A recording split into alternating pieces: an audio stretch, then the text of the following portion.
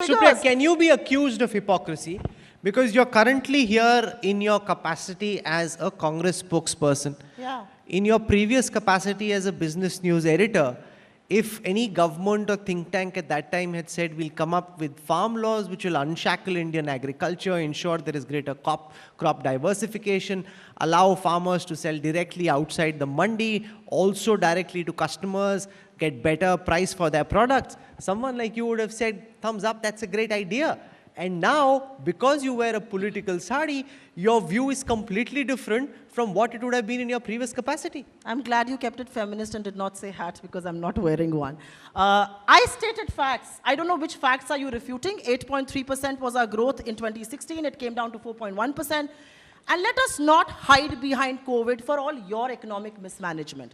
Even before COVID, for 8 successive quarters, which is for 24 months, 2 years, India's GDP growth was consistently falling, which is how we came from 8.3% to 4.1%. That's on you. Please don't hide behind COVID.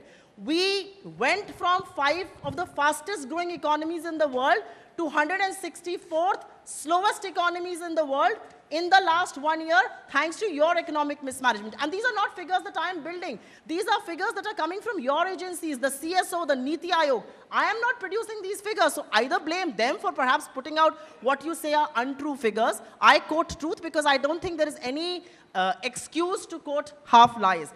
However, you say I don't know how you say you protected livelihood. Which part of the Indian industry protected livelihood during the corona crisis?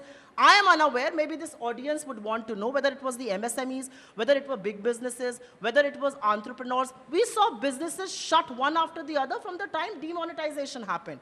Yes, what you have done in the past is, in the last 7 years is, you have moved away from the idea of every business flourishing to letting a handful of 1 or 2 monopolies being created across sectors. You look at airports, you look at transport, you look at ports, there are monopolies. Rahul, because you told me, you reminded me of my journalism days, I interviewed Mr. Jaitley, I think a little while before he passed away, and I was still a journalist in 2019, and Indian Telecom was going through this big ruckus. And he is on record, and I can produce that clip if I have to, he's on record to say, the telecom regulator and the telecom minister are presiding over the death of Indian Telecom. He blamed his minister and the telecom regulator for that. So look at the kind of monopolies being created, and people like Mr. Jaitley were worried about this. You have gone on to create monopolies, and I hate to use rhetorical phrases, but I will. It is a hum do or hamare do ka economic management. Okay, you respond to this. Yes, I will respond to the farmer question.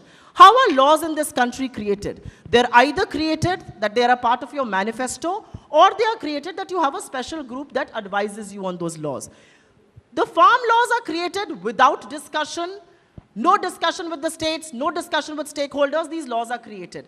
Nobody is saying don't reform Indian agriculture. You have to reform Indian agriculture. It is not remunerative in its present form. But you've got to take the stakeholders on board. What are the stakeholders saying?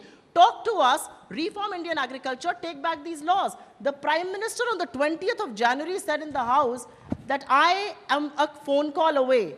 India has the distinction of seeing the highest number of internet bans. The day he said that, there were 18 districts in Haryana that saw an internet ban. How is he a phone call away? When was the last time the government even attempted to talk to the farmers? They are 30 kilometers away from South Block. They are 25 kilometers away from the Prime Minister's residence. What part of this argument does the Prime Minister or this government not understand? They are willing to talk. Have you called them in the last 1.5 months? Why has the Prime Minister, Tejasvi Surya asks, not bothered so far in the last 100 days to call the farmers over or go across to where they're sitting? If he's one with the masses, then what stops him from speaking directly to the farmers?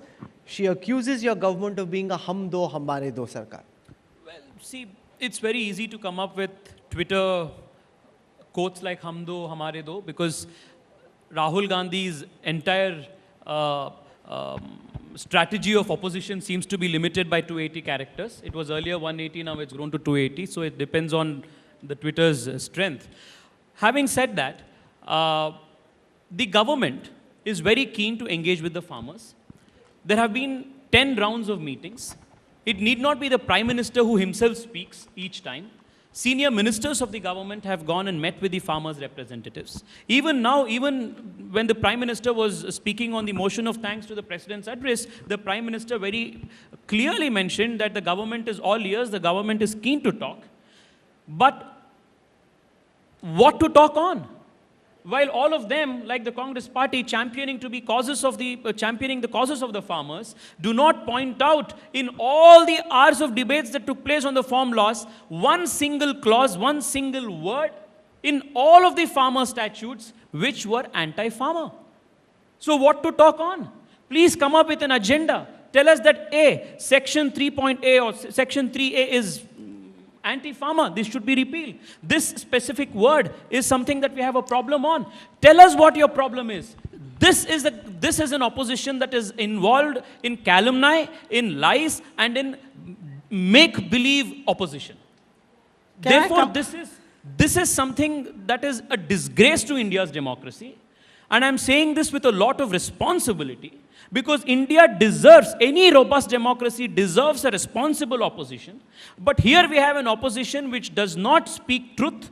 Here is an opposition that rests its entire strength on the basis of falsehood, on creating fake narratives. So come up with what is your problem. For God's sake, tell which is the clause which is giving you a problem, and let's debate it.